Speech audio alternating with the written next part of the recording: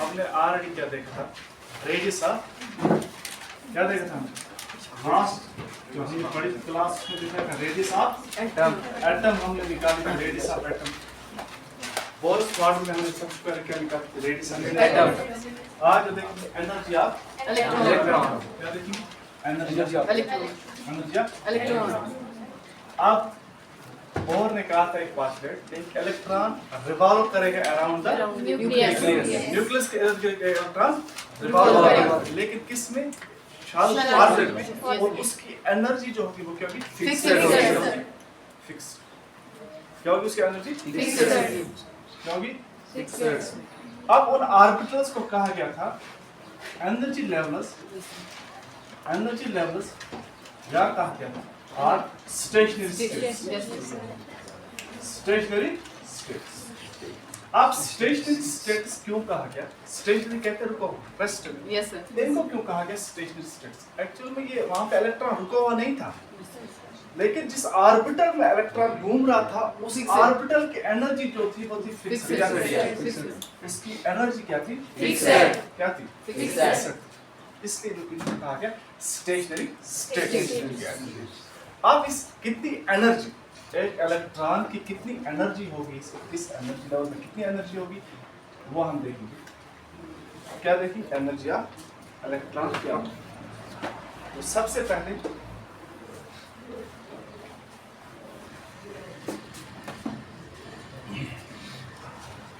यह nucleus, yes sir. उसके बाद ये होगी पहली,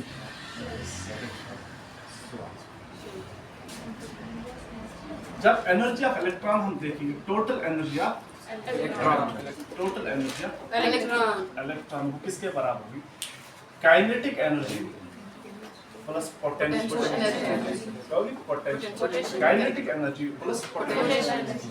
काइनेटिक एनर्जी आपको मालूम है, काइनेटिक एनर्जी होती है energy due to motion. Electron की मोशन की वजह से जो एनर्जी होती है उसे हम काइनेटिक एनर्जी क्या कहते हैं, काइनेटिक एनर्जी।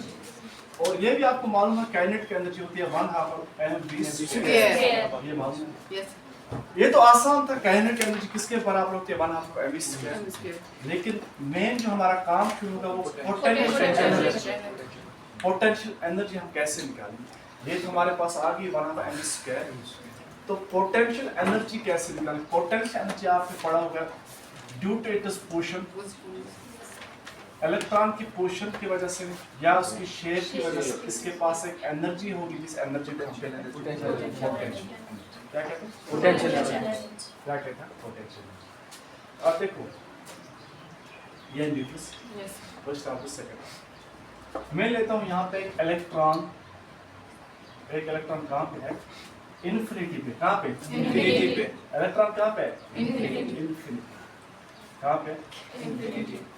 क्या है इन्फिनिटी मीन्स जब एक इलेक्ट्रॉन न्यूक्लियस के कहाँ पे, इन्फिनिटी पे है, तो वहां पे जो इसके पास फोर्स अट्रैक्शन होगी बिटवीन इलेक्ट्रॉन एंड न्यूक्लियस वो क्या होगी, जीरो। फोर्स ऑफ अट्रैक्शन जो होगी वो क्या होगी, जीरो। क्या होगी, जीरो, क्योंकि इलेक्ट्रॉन कहाँ पे, इन्फिनिटी पे। तो force of attraction between electron और इस न्यूक्लियस के दरमियान जीरो। क्या होगी, जीरो। अब ये इलेक्ट्रॉन को मैं कहाँ पे लाऊंगा, इन्फिनिटी से कहाँ की ओर लाऊंगा, टुवर्ड्स न्यूक्लियस। जैसा जैसा ये इलेक्ट्रॉन यहाँ से यहाँ चलेगा, इसके और न्यूक्लियस के दरमियान क्या होगी, फोर्स इंक्रीज होगी ना। जैसे जैसे इलेक्ट्रॉन यहाँ से यहाँ की ओर आएगा फोर्स ऑफ अट्रैक्शन इंक्रीज होगी। एक चीज, सेकंड चीज में यहाँ से इलेक्ट्रॉन को न्यूक्लियस तक लाने के लिए क्या करूंगा, वर्क। क्या करूंगा, मैं क्या करूंगा, इन्फिनिटी से इलेक्ट्रॉन को लाना है न्यूक्लियस तक, तो यहाँ पे क्या करूंगा, वर्क। अब आपको मालूम है वर्क क्या होता है, वर्क होता है फोर्स डिस्प्लेसमेंट, इसके बराबर फोर्स डिस्प्लेसमेंट। आपको अगर मैं कहूँगा एक पॉइंट ए है, एक पॉइंट बी, तो ए पॉइंट से बी पॉइंट तक मुझे बॉडी ए पॉइंट से बी पॉइंट तक ले जानी है। तो जब मैं इस बॉडी को ए पॉइंट से बी पॉइंट तक ले जाऊंगा, फॉर एग्जाम्पल मैं यहाँ पे फोर्स लगाऊंगा 2 न्यूटन, और जो डिस्टेंस है बिटवीन ए एंड बी के दरमियान जो डिस्टेंस है वो है 2 मीटर। तो आपको मैं कहूंगा मैंने कितना वर्क किया, तो आप सिंपली कहोगे sir work is force into displacement के बराबर है। फोर्स जो हमने लगाई वो 2 न्यूटन थे और डिस्प्लेसमेंट कितना था 2, तो हो गया total work 4 newton metre total work आएगा। क्या आएगा? ये आएगा आपका वर्क। क्या आएगा? ये तो था सिंपल, क्योंकि यहाँ पे फोर्स जो थी मैं पूरे इस जर्नी के यहाँ से जब यहाँ तक जा रहा था मैं फोर्स जो थी वो इक्वल थी, सेम थी, कांस्टेंट थी। क्योंकि मैंने जब यहाँ से यहाँ तक इस बॉडी को ले गया तो मैंने फोर्स कितनी पूरे में फोर्स क्या कांस्टेंट रखी, क्योंकि मैं 2 न्यूटन फोर्स लगाए, 2 न्यूटन हर जगह लगा रहा था और मैंने ए से बॉडी को बी तक पहुंचा दिया। लेकिन यहाँ पे तो वर्क आसानी से आपने निकाल दिया, फोर्स इनटू डिस्प्लेसमेंट किया और आपके पास वर्क आ गया 4 न्यूटन मीटर। लेकिन सेम चीज अगर मैं यहाँ पे ये करूंगा, मैं क्या करूंगा, ए टू बी मुझे एक बॉडी ले जानी है, ए पॉइंट से लेकर बी पॉइंट तक मुझे एक बॉडी ले जानी है, तो यहाँ पे मुझे वर्क करना पड़ेगा। और मैं फोर्स के अप्लाई कर यहाँ तक इस पॉइंट तक मैंने जो फोर्स अप्लाई की वो की 2 न्यूटन, और इस पॉइंट से इस पॉइंट तक मैंने जो फोर्स अप्लाई की वो की 1.5 न्यूटन, और इस पॉइंट से इस पॉइंट तक जो मैंने फोर्स लगाई वो लगाई मैंने फॉर एग्जांपल 2.6 न्यूटन, और इससे यहाँ तक जो मैंने फोर्स लगाई वो लगाई 3 न्यूटन, इससे यहाँ तक जो मैंने लगाई वो लगाई 2.8 न्यूटन। तो यहाँ पे आप देखो फोर्स वेरिएबल फोर्स लगा वेरी हो रही है फोर्स, यहाँ पे फोर्स सेम थी 2 न्यूटन, लेकिन यहाँ पे क्या है इस पॉइंट से यहाँ तक लेके 2 न्यूटन, उसके बाद 1.5 न्यूटन, उसके बाद 2.6 न्यूटन, उसके बाद 3 न्यूटन, ऐसे 2.8। तो जब यहाँ पे आप वर्क निकालोगे आप क्या करोगे, आप यहाँ पे ये नहीं कर पाओगे, फोर्स यहाँ पे कांस्टेंट है नहीं, तो आप क्या करोगे, आप इन पैड्स का एक पैच का वर्क निकालोगे। क्या निकालोगे? वर्क। आप कैसे निकालोगे? पहले निकालोगे जब यहाँ से यहाँ तक डिस्टेंस कितनी थी और उसके बाद आपको फोर्स मालूम है, तो आप पहले इस पैच का वर्क निकालोगे। निकाला वर्क? फोर्स आपको पता है और इसकी डिस्टेंस कितनी, आप क्या करोगे, फोर्स डिस्टेंस निकालोगे इस पैच का। उसके बाद आप क्या निकालोगे, इस पैच का वर्क, उसके बाद इस तरह इस पैच का वर्क, उसके बाद इस पैच का वर्क, इस पे इन सारे पैचेस का आप अलग अलग वर्क निकालोगे। उसके बाद क्या कर दोगे, इसकी सम कर दोगे। क्या कर दोगे? सम। तो आपके पास क्या आ जाएगा, टोटल। क्या आ जाएगा? टोटल। क्यों यहाँ पे आपको पैच वाइज वर्क क्यों निकालना पड़ा, क्योंकि यहाँ पे जो फोर्स थी वो कांस्टेंट नहीं है। फोर्स क्या थी? Force constant. सेम केस यहाँ पे जो है, सेम केस जब इलेक्ट्रॉन को हम इन्फिनिटी से न्यूक्लियस तक ले आएंगे तो यहाँ पे भी जो फोर्स होगी, फोर्स वो कांस्टेंट नहीं, वेरी क्या करेगी, वेरिएबल फोर्स होगी। आप जैसे इलेक्ट्रॉन थोड़ा सा यहाँ तक लेगा अट्रैक्शन कम होगी तो फोर्स कम होगी, यहाँ तक ले फोर्स इंक्रीज होती जाएगी तो फोर्स सेम नहीं रहेगी। अगर यहाँ से यहाँ तक इलेक्ट्रॉन यहाँ पे फोर्स ज्यादा होगी, क्योंकि न्यूक्लियस के नजदीक आ गया, यहाँ पे कम होगी, यहाँ पे उससे कम होगी, यहाँ पे उससे कम होगी, तो यहाँ पे फोर्स कांस्टेंट नहीं होगी, यहाँ पे फोर्स क्या होगी, वेरिएबल होगी। क्या होगी? वेरिएबल फोर्स होगी, फोर्स वेरिएबल। तो अब यहाँ पे आपको क्या करना पड़ेगा, यहाँ पे भी आपको जो वर्क जब निकालोगे तो वर्क आपको पैचेस में निकालना है। पैचेस में वर्क निकाल के लास्ट पे आप क्या करोगे, इसके इंटीग्रल सम कर दोगे तो आपके पास जो वर्क आ जाएगा। तो आपको पता है, लेकिन यहाँ पे जो वर्क आप करोगे इलेक्ट्रॉन इन्फिनिटी से न्यूक्लियस तक लाने के लिए, उस वर्क को इलेक्ट्रॉन अपने अंदर स्टोर करेगा एज पोटेंशियल। क्या करेगा? जो भी वर्क आप करोगे इलेक्ट्रॉन को इन्फिनिटी तो न्यूक्लियस तक लाने के लिए, इलेक्ट्रॉन को इन्फिनिटी से न्यूक्लियस तक लाने के लिए जो वर्क आप करोगे उस वर्क को इलेक्ट्रॉन अपने अंदर स्टोर करेगा एज पोटेंशियल। क्या स्टोर करेगा? एज पोटेंशियल स्टोर करेगा। क्या करेगा? पोटेंशियल स्टोर करेगा। क्या करेगा? अब आपको मालूम है यहाँ पे जो फोर्स है वो किसकी वजह से? Force attraction. वर्क कैसे हो रहा है? वर्क यहाँ पे क्या हो रहा है? Force attraction between nucleus and electron. वो हमने देखा है फोर्स अट्रैक्शन कॉलम्स, लास्ट हमने परसों देखा फोर्स अट्रैक्शन क्या होती थी, 1/4 पाई एप्सिलॉन नॉट r स्क्वायर और z। ये था ना? ये थी ना हमारे पास फोर्स किसके दरमियान, जो इलेक्ट्रॉन और न्यूक्लियस के दरमियान फोर्स अट्रैक्शन थी। वो क्या थी? हमने कल देखा है 1/4 पाई epsilon not r square z। आपको मालूम है z क्या है? ये मैंने आपके साथ अच्छी तरह से डिस्कस किया था जब हम रेडियस ऑफ इलेक्ट्रॉन निकाल रहे थे, रेडियस निकाल रहे थे, एटम का रेडियस निकाल रहे थे, तो मैंने आराम से आपके साथ डिस्कस किया था ये कहाँ से आया था। एक्चुअली कोलम्बस लॉ से आया था, F is equal to K 1/4 pi epsilon naught K1 K2 divide by r square, वहीं से ये मैंने हमने ड्राइव किया। तो ये फोर्स ये है।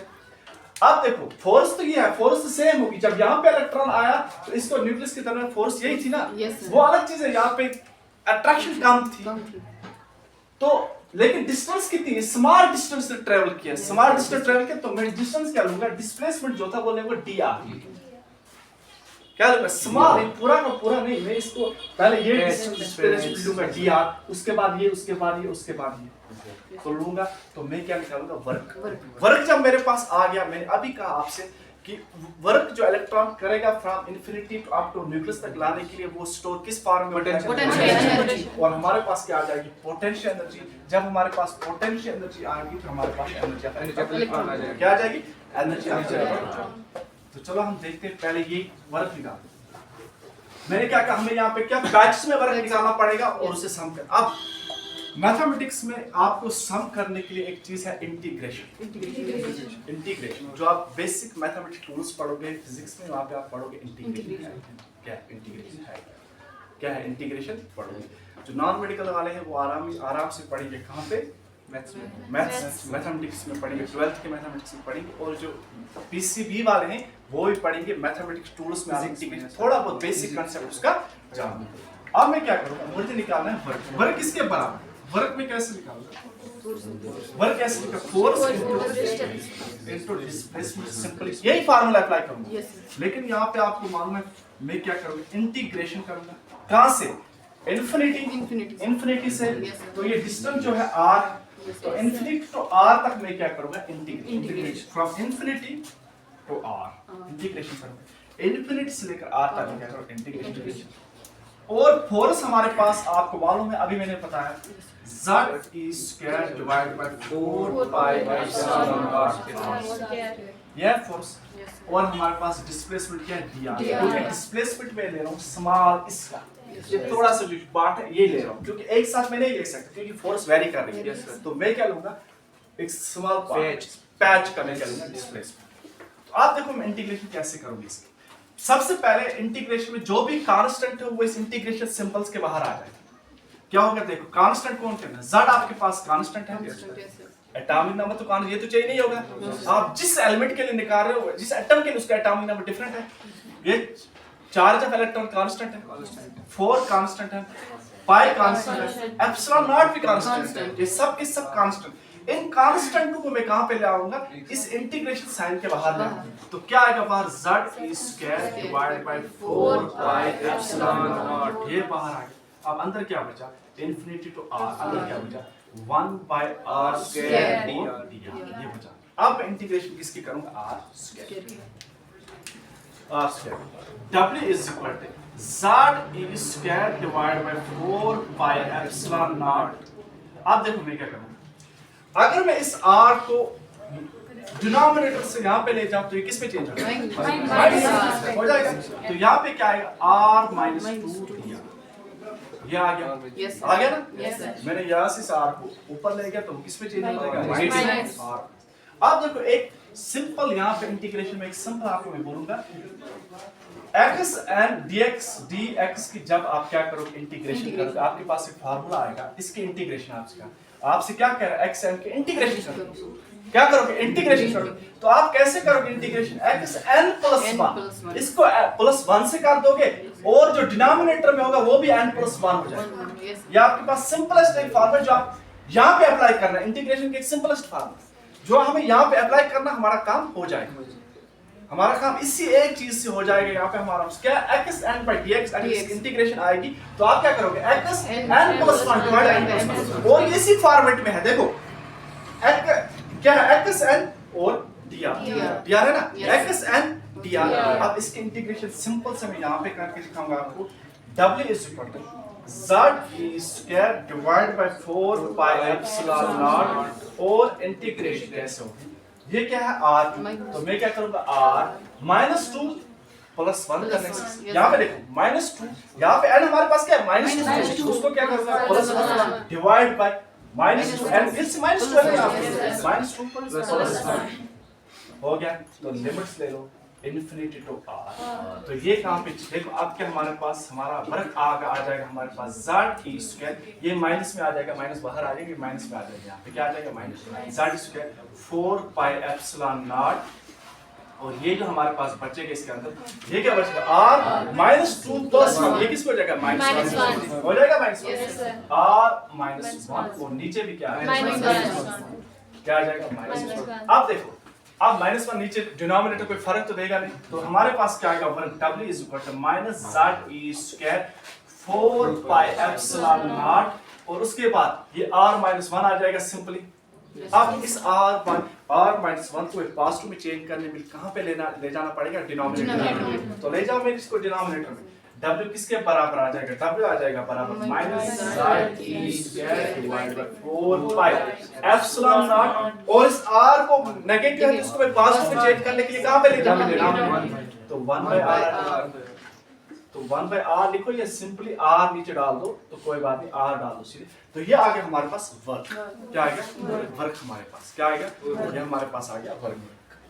अब वर्क आ गया हमारे पास, अब इस वर्क को जब इलेक्ट्रॉन हम इन्फिनिटी को इस पॉइंट तक ले आएंगे, तो इस वर्क को इलेक्ट्रॉन कैसे स्टोर करेगा एज पोटेंशियल एनर्जी, तो ये हमारे पास एक्चुअली है क्या पोटेंशियल एनर्जी, क्योंकि जब इलेक्ट्रॉन को हम इन्फिनिटी तो इस पॉइंट तक ले आएंगे, इस वर्क को ये स्टोर करेंगे in the form of potential energy, तो ये हमारे पास एक्चुअली है क्या पोटेंशियल एनर्जी, क्या है पोटेंशियल एनर्जी, क्या है पोटेंशियल एनर्जी ऑफ इलेक्ट्रॉन, क्या है पोटेंशियल एनर्जी ऑफ इलेक्ट्रॉन।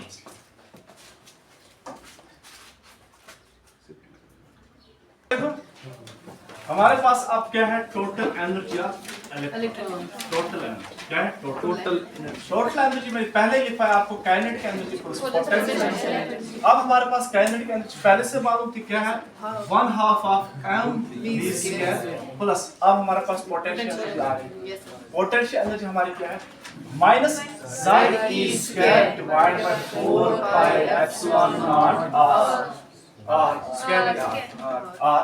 तो अब देखो, अब ये प्लस माइनस क्या हो जाएगा minus 1/2 of mv² minus z e square divided by 4 pi epsilon not r। तो अब देखो एक और चीज जो हमने लास्ट लेक्चर में देखी थी, उसी चीज को मैं यहाँ पे फिर से अप्लाई करूंगा।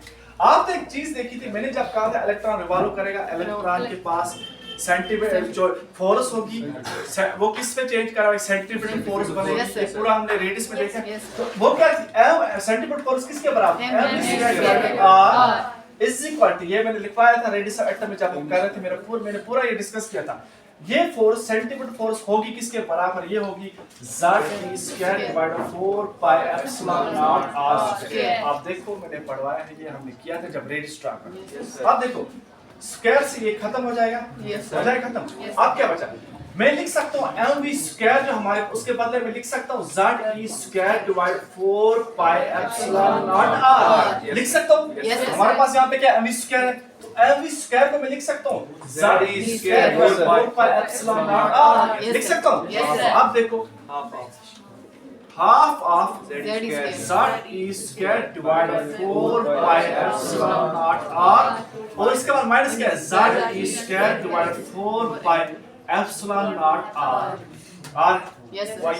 अब देखो ये क्या बन जाएगा 1/8 बन जाएगा ना, थोड़ा सा z e square divide by 4 pi epsilon not r, और उसके बाद ये क्या बचेगा z e square divide 4 pi epsilon not r।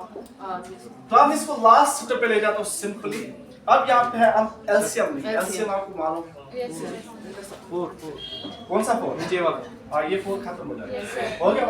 आप इसको लास्ट स्टेप पे सिंपली लास्ट स्टेप पे ले जाते हो, ये बन जाएगा माइनस एलसीएम लूंगा मैं इसके, एलसीएम आपको मालूम है लोअर क्लास पढ़ते एलसीएम किस तरह लिखा है, z square minus z square 8 pi epsilon not r। तो ये हमारे पास आ जाएगी हमारी एनर्जी, एनर्जी ऑफ इलेक्ट्रॉन,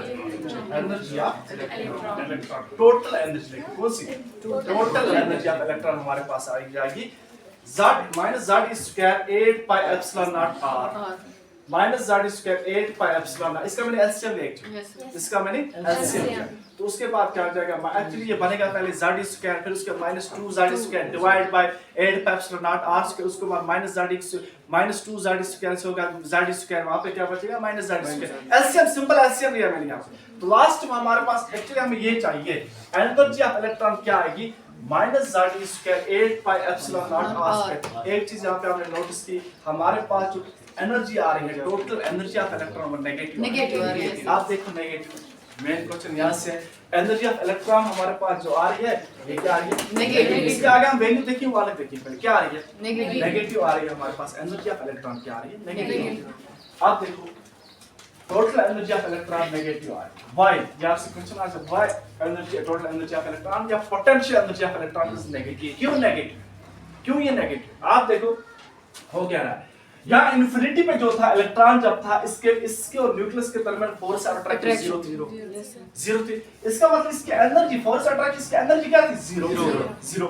जब भी इलेक्ट्रॉन टुवर्ड्स न्यूक्लियस आएगा, तो याद रखना जब भी तो पार्टिकल्स के दरमियान फोर्स ऑफ अट्रैक्शन होगी, क्या होगी, फोर्स ऑफ अट्रैक्शन होगी। जब भी फोर्स ऑफ अट्रैक्शन होगी वहां पे एनर्जी रिलीज होगी। जब भी याद रखना, जब भी दो पार्टिकल्स के दरमियान फोर्स ऑफ अट्रैक्शन होगी तो वहां पे एनर्जी रिलीज होती है। क्या होती है, एनर्जी क्या होती है, एनर्जी क्या होगी, रिलीज होगी। जब एनर्जी रिलीज होगी तो सिस्टम जो होगा हमारे पास, सिस्टम, जब दो पार्टिकल्स एक दूसरे के नजदीक आ जाएंगे तो इनके दरमियान फोर्स ऑफ अट्रैक्शन होगी। जब फोर्स ऑफ एनर्जी रिलीज होगी, एनर्जी हमेशा रिलीज होगी। तो इसका मतलब ये हमारे पास सिस्टम है ना, इसकी एनर्जी क्या होगी, डिक्रीज होगी ना, डिक्रीज होगी। तो डिक्रीज आपको पता है, जीरो बड़ा वैल्यू है, जो नेगेटिव उससे कम वैल्यू है। तो ये क्या है, जीरो।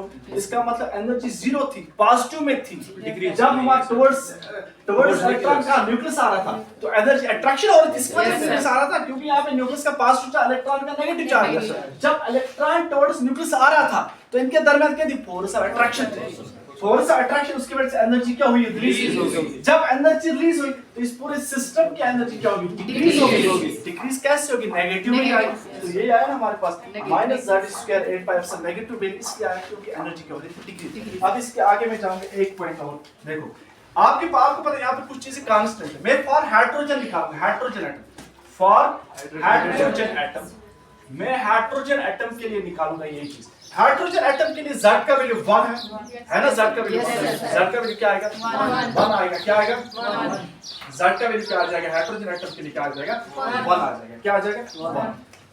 तो सबसे पहले हाइड्रोजन एटम के लिए हम निकालेंगे, लेकिन उससे पहले हाइड्रोजन एटम के लिए निकालने से पहले R क्या है, रेडियस। क्या है, रेडियस। रेडियस कल ही हमने देखा, R का वैल्यू हमने कल ही देखा, क्या हमारे पास आया था, किसी को मालूम है R किसके बराबर आएगा, 0 पे नहीं, फार्मूला क्या है, R इज इक्वल टू, नहीं पहले वाला फार्मूला क्या है, 0.52 से पहले मेन फार्मूला मैंने पहले लिखा था, R is equal to, R naught नहीं था, L स्क्वायर डिवाइड बाय 2। क्या आया था लास्ट में, L स्क्वायर S स्क्वायर, क्या आया था हमारे पास, रेडियस का फार्मूला क्या आया था, क्या आया था, डिवाइड बाय z इतना, बस पाई पाई m शाबाश, पाई m z e क्या था, और यहाँ पे क्या था, एप्सिलॉन नॉट। क्या था, एप्सिलॉन नॉट था। यस सर, ये आया था हमारे पास एक्चुअल रेडियस का फार्मूला जो आया था, ये हमारे पास क्या आया था, एप्सिलॉन नॉट या z स्क्वायर क्या है, l square s square epsilon not pi m z square. ये हमारे पास था रेडियस का फार्मूला। क्या था रेडियस का फार्मूला, वो बाद में मैंने वैल्यू दी थी, वो आया था 0.53, वो आया था l स्क्वायर डिवाइडेड z, वो बाद में आया था, लेकिन पहले तो ये आया था।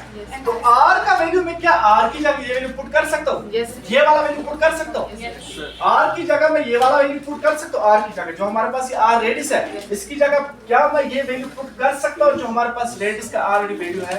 देखो ये मैं यहाँ पे ले जाता हूँ, तो क्या हमारे पास था, एनर्जी ऑफ इलेक्ट्रॉन क्या आई थी, एनर्जी ऑफ इलेक्ट्रॉन क्या आई थी, minus z square divide bye क्या था, 8 पाई एप्सिलॉन नॉट r की जगह मैं ये पुट करूंगा r की, तो क्या आएगा n स्क्वायर एप्सिलॉन नॉट, और जो डिवाइड में है पाई l z स्क्वायर वो ऊपर ले जाओ ऊपर, रेसिप्रोकल हो जाएगा उसका, तो वो क्या आ जाएगा पाई l z।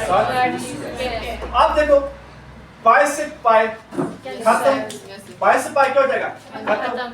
अब देखो क्या आ जाएगा, ई एनर्जी ऑफ इलेक्ट्रॉन क्या आ जाएगी, ज़ेड ज़ेड क्या हो गया ज़ेड स्क्वायर हो गया, ज़ेड स्क्वायर ई स्क्वायर ई4 हो जाएगा ई4, उसके बाद यहाँ पे क्या बचा m डिवाइड बाय नीचे क्या बचा 8 एप्सिलॉन नॉट क्या हो जाएगा एप्सिलॉन नॉट का स्क्वायर, और n स्क्वायर आपके पास है, l स्क्वायर आपके पास है ना, n स्क्वायर आपके पास है इस n स्क्वायर। अब मैं देखो, अब मैं इसी को निकालूंगा फॉर हाइड्रोजन एटम के लिए, किसके लिए फॉर हाइड्रोजन एटम के लिए। देखो हाइड्रोजन एटम के लिए आपको पता है z का वैल्यू 1 है और n का वैल्यू फर्स्ट साल में क्या आएगा 1 आएगा, क्या आएगा 1 आएगा, तो ये हमारे पास क्या आएगा E minus z square E4m divide bye sorry z क्या आ जाएगा 8 एप्सिलॉन नॉट का स्क्वायर h स्क्वायर आ जाएगा, ये आएगा ना, क्योंकि n का वैल्यू मैंने अगर 1 दे दी फर्स्ट साल के, चलो हाइड्रोजन फर्स्ट साल भी छोड़ो, हम हाइड्रोजन के लिए नहीं, चलो फर्स्ट साल भी छोड़ो, किसी भी साल के लिए निकालते हैं हाइड्रोजन किसी की साल,